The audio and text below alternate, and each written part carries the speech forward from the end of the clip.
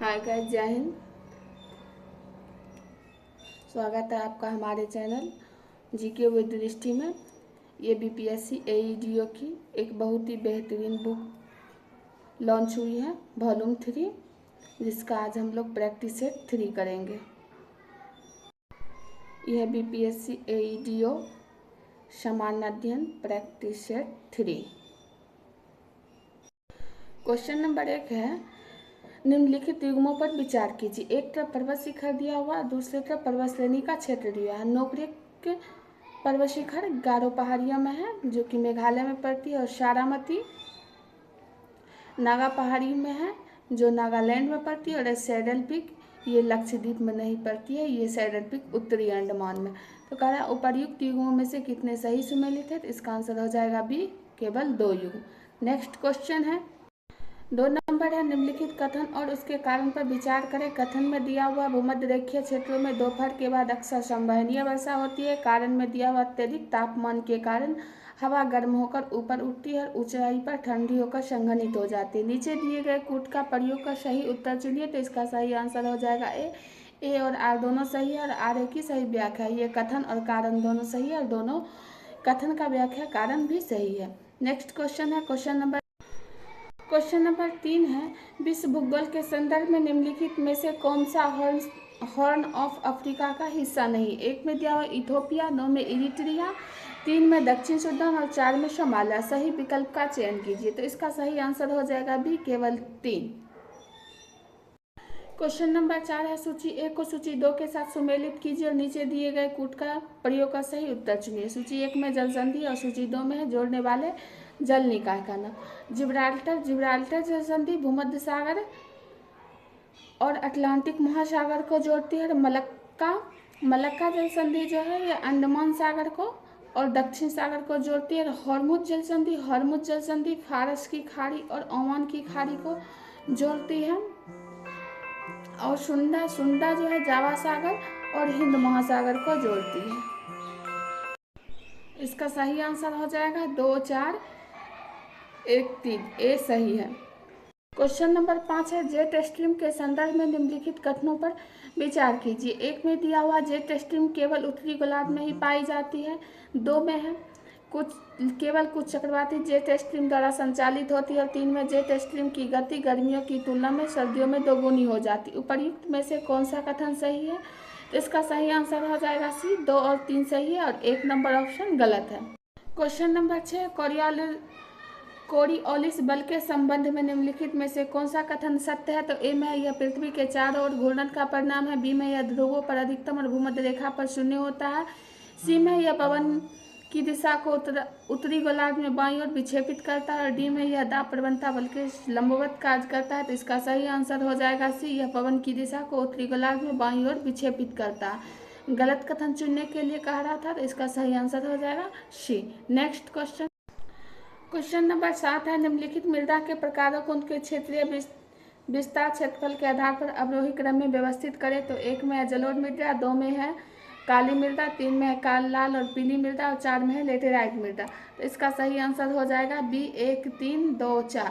तो सबसे ज़्यादा हो जाएगा जलोढ़ मृदा, उसके बाद होगा लाल और पीली मृदा, उसके बाद काली मृदा, और सबसे कम हो जाएगा लेटेराइट मृदा। नेक्स्ट क्वेश्चन नंबर 8 है, भू आकृतियों के संदर्भ में निम्नलिखित युग्मों पर विचार कीजिए। 1 में है सर्क हिमनद, बरखान पवन, एस्टेक समुद्री तरंगे, घोररंध्र भूजल।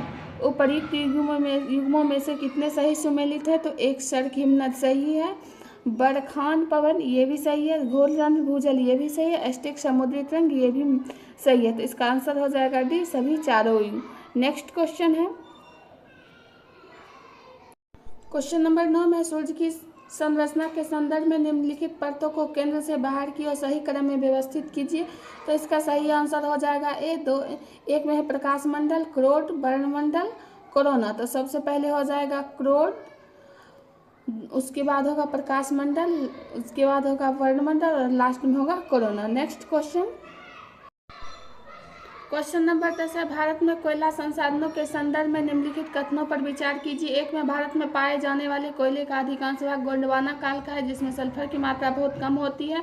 दो में है तरसरी कोयला मुख्य रूप से पूर्वोत्तर राज्यों जैसे मेघालय, असम और अरुणाचल प्रदेशों में पाया जाता है। और 3 में भारत के कुल कोयला उत्पादन में लिग्नाइट कोयले का योगदान सर्वाधिक है। कह रहा है उपर्युक्त में से कौन सा कथन सही है, तो इसका सही आंसर हो जाएगा 1 और 2। 1 और 2 कथन सही थे और ये 3 गलत दिया हुआ। नेक्स्ट क्वेश्चन, क्वेश्चन नंबर 11, निम्नलिखित अभिकथन उसके कारण पर विचार कीजिए। कथन में हीरे का अत्यधिक चमकना पूर्णांतरिक परावर्तन के कारण होता है और कारण आर में दिया हीरे का क्रांति कोण बहुत अधिक होता है जिससे प्रकाश बाहर नहीं निकल पाता। नीचे दिए गए कूट का प्रयोग कर सही उत्तर चुनिए, तो इसका सही आंसर हो जाएगा बी, ए सही है लेकिन आर गलत है। ये कथन ए सही है और ये कारण गलत दिया हुआ। नेक्स्ट क्वेश्चन, 12 नंबर क्वेश्चन, यदि एक आवेशित कण एक समान चुंबकीय क्षेत्र के लंबवत प्रवेश करता है तो उसका पथ कैसा होगा और उसकी गतिज ऊर्जा पर क्या प्रभाव पड़ेगा, तो इसका सही आंसर हो जाएगा सी, वृत्ताकार पथ पर गतिज ऊर्जा स्थिर रहेगी। नेक्स्ट क्वेश्चन, क्वेश्चन नंबर 13, ऊष्मागतिकी का कौन सा नियम एंट्रोपी की अवधारणा को परिभाषित करता है, तो इसका द्वितीय नियम, ऊष्मागतिकी का द्वितीय नियम जो है वो एंट्रोपी की अवधारणा को परिभाषित करता है। क्वेश्चन नंबर 14, नाभिकीय विखंडन के बारे में क्या सत्य है, तो एक में इसमें भारी नाभिक 2 हल्के नाभिकों में टूटता है और 2 में प्रति विखंडन उत्सर्जित ऊर्जा नाभिकीय संलयन की तुलना में प्रति न्यूक्लियन ज़्यादा होती है। 3 में इसमें द्रव्यमान क्षति ऊर्जा में परिवर्तित होता है, तो इसका सही आंसर हो जाएगा केवल 2। क्वेश्चन नंबर 15 है, सूची 1 को सूची 2 के साथ सुमेलित कीजिए, नीचे दिए गए कूट का प्रयोग का सही उत्तर चुनिए। एक तरफ सूची 1 में सिद्धांत दिया है, सूची 2 में किस वैज्ञानिक ने दिया था, वैज्ञानिक का नाम दिया। प्रकाश विद्युत प्रभाव अल्बर्ट आइंस्टीन ने दिया था। अनिश्चितता का सिद्धांत हाइजेनबर्ग ने दिया था। और black body reaction max Planck ने दिया था। और तरंग यांत्रिकी इरविन श्रोडिंगर ने दिया था। तो इसका सही आंसर हो जाएगा 2, 3, 1, 4। तो इसका सही आंसर हो गया ए, 2, 3, 1, 4। नेक्स्ट क्वेश्चन, क्वेश्चन नंबर 16, एक तनी हुई डोरी में यदि तनाव को 4 गुना कर दिया जाए तो तरंग का वेग 2 गुना हो जाएगा, इसका सही आंसर हो जाएगा B. Next question, question number 17 है, जी के मान के संबंध में निम्नलिखित कथनों पर विचार कीजिए। 1 में दिया हुआ पृथ्वी के केंद्र पर जी का मान 0 होता है। 2 में भूमध्य रेखा पर जी का मान ध्रुवों की तुलना में अधिक होता है। और 3 में पृथ्वी के घूमने की गति बढ़ने पर जी का मान कम हो जाता। उपर्युक्त कथन में से कौन सा कथन सत्य है, तो इसका सही आंसर हो जाएगा बी, 1 और 3 सत्य है और 2 गलत है। नेक्स्ट क्वेश्चन,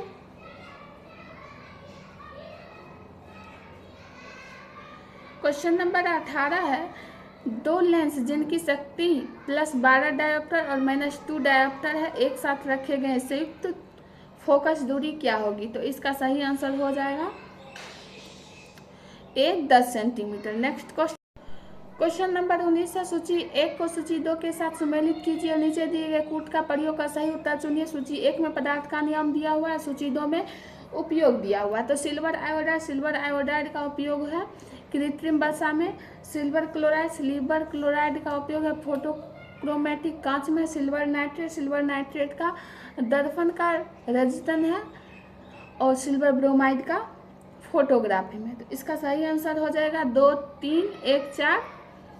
तो इसका ऑप्शन ए सही होगा। नेक्स्ट क्वेश्चन नंबर 20 है, निम्नलिखित में से किसके अणुओं की संरचना पिंजरे जैसी होती है। 1 में हीरा, 2 में ग्रेफाइट, 3 में फुलरिन। नीचे दिए गए कूट का सही प्रयोग का सही उत्तर चुनिए। इसका आंसर हो जाएगा सी, फुलरिन।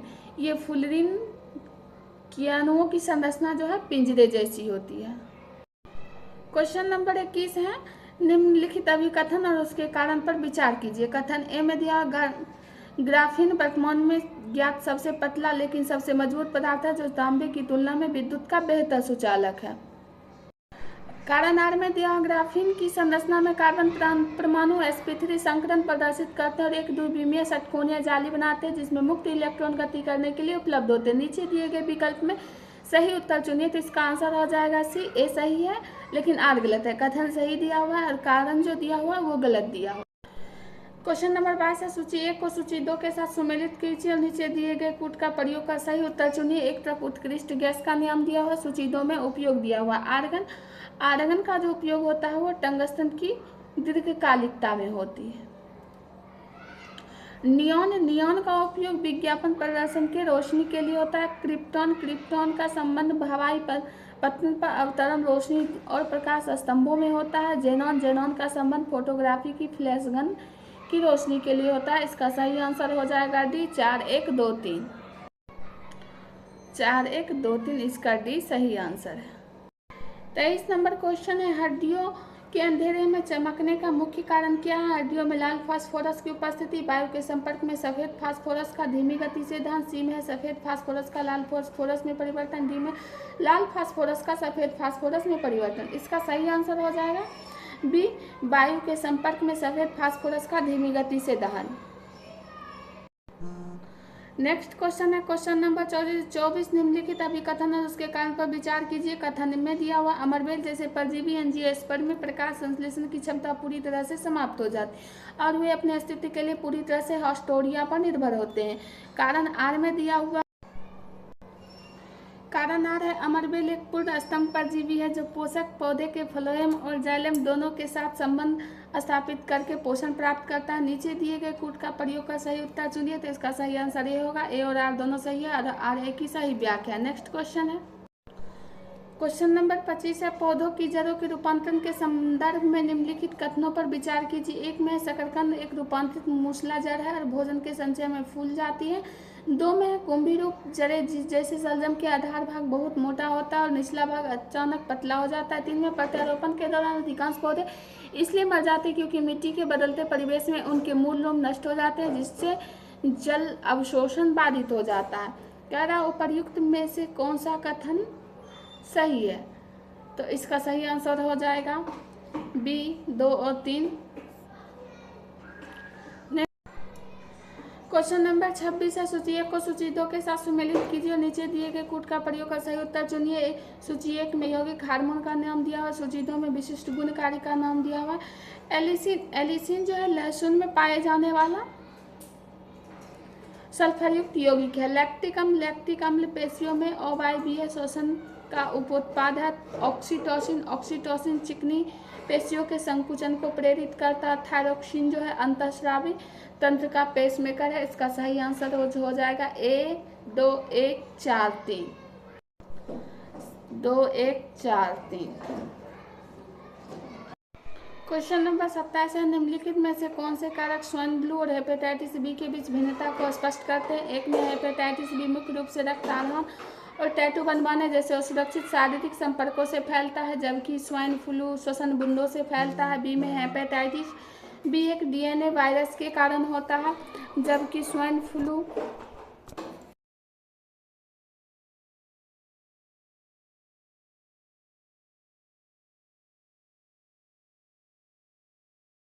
प्रभावित करता है।